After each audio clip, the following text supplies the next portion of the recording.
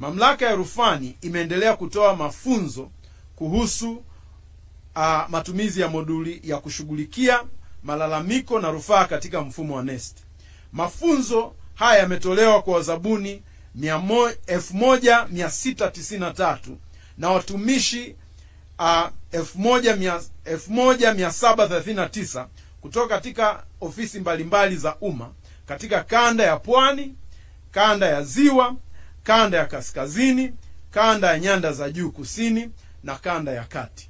Ndugu wanahabari, aidha katika utekelezaji wa azma ya serikali ya kuwawezesha vijana na makundi maalum, mamlaka ya rufani imetoa mafunzo ya kuwajengea uwezo vijana 878 katika mikoa ya Dodoma, Dar es Salaam, Mwanza na Mbeya ili waweze kudai haki zao kwa ufanisi katika michakato ya ununuzi wa umma.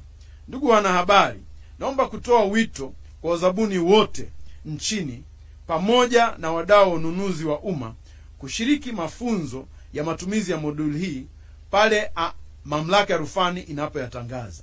Mafunzo haya yatawezesha kuelewa namna bora ya kutumia moduli hii pale wanapokabiliwa na changamoto katika michakato ya ununuzi wa umma.